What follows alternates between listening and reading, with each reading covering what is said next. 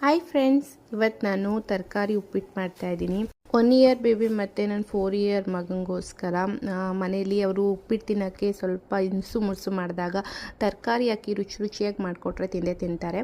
ನೋಡಿ, ಹೀಗೆ ಒಂದು ಬಾಣಲಿಗೆ ನಾನು ಸ್ವಲ್ಪ ಎಣ್ಣೆ ಕಾಯಕ್ಕೆ ಇಟ್ಕೊಂಡು ಅದಕ್ಕೆ ಸಾಸಿವೆ, ಕರಿಬೇವಿನ ಸೊಪ್ಪು ಮತ್ತು ನಾನು ನೀಟಾಗಿ ತರಕಾರಿಯನ್ನು ತೊಳೆದು ಕಟ್ ಮಾಡಿ ಇಟ್ಕೊಂಡಿದ್ದೀನಿ.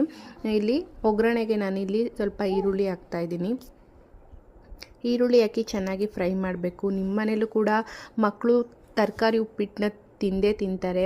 ಯಾರು ತರಕಾರಿನೂ ತಿನ್ನಲ್ಲ, ಉಪ್ಪಿಟ್ಟು ತಿನ್ನಲ್ಲ, ಅವ್ರಿಗೆ ಈ ಥರ ಮಾಡಿಕೊಡಿ. ದೊಡ್ಡವ್ರಿಗಾದರೂ ಸರಿ ಸ್ವಲ್ಪ ಖಾರ ಸ್ವಲ್ಪ ಜಾಸ್ತಿ ಆ್ಯಡ್ ಮಾಡಿಕೊಂಡು ಮೆಣಸಿನ್ಕಾಯಿನ ಮಾಡಿದ್ರೆ ತುಂಬ ಚೆನ್ನಾಗಿರುತ್ತೆ.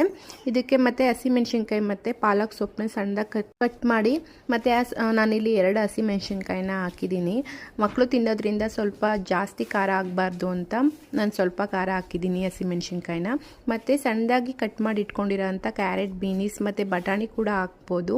ತುಂಬ ರುಚಿಯಾಗಿರುತ್ತೆ. ನಾನಿಲ್ಲಿ ಬಟಾಣಿ ಹಾಕಿಲ್ಲ, ಸ್ಕಿಪ್ ಆಗಿದೆ.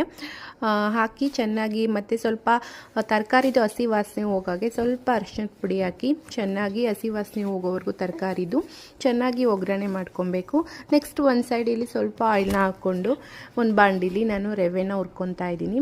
ಎಣ್ಣೆ ಕಾದ್ಮೇಲೆ ನಮಗೆ ಎಷ್ಟು ಕ್ವಾಂಟಿಟಿ ಬೇಕೋ ಅಷ್ಟು ಕ್ವಾಂಟಿಟಿ ರವೆನ ಹಾಕ್ಕೊಂಡು ಇಲ್ಲಿ ನಾನು ಬನ್ಸಿ ರವೆ ತೊಗೊಂಡಿದ್ದೀನಿ.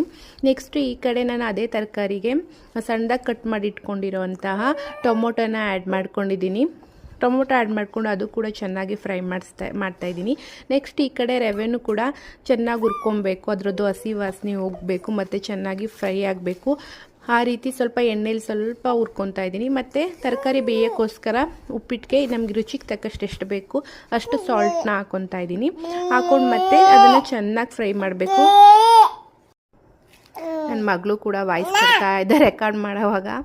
ನೆಕ್ಸ್ಟು ಅದು ತರಕಾರಿ ಉಪ್ಪು ಹಾಕಿ ಸ್ವಲ್ಪ ಬೆಂದ ಮೇಲೆ ನಮಗೆ ಎಷ್ಟು ಕ್ವಾಂಟಿಟಿ ಬೇಕು ಅಷ್ಟು ಉಪ್ಪಿಟ್ಟು ಬೇಯೋಷ್ಟು ಎಷ್ಟು ನೀರು ಬೇಕು ಅಷ್ಟನ್ನು ಹಾಕ್ಕೊಂಡು ನಾವು ಚೆನ್ನಾಗಿ ಕುದಿಸ್ಬೇಕು. ಅದನ್ನು ತರಕಾರಿ ಆ ನೀರಲ್ಲಿ ಮತ್ತು ಉಪ್ಪಲ್ಲಿ ಚೆನ್ನಾಗಿ ಬೆಂದ ಮೇಲೆ ನಿಧಾನಕ್ಕೆ ಸ್ವಲ್ಪ ರವೆನ ಹಾಕ್ತಾ ಚೆನ್ನಾಗಿ ಗಂಟು ಬರ್ದಂಗೆ ಅದನ್ನು ನೀಟಾಗಿ ತಿರುಗಬೇಕು.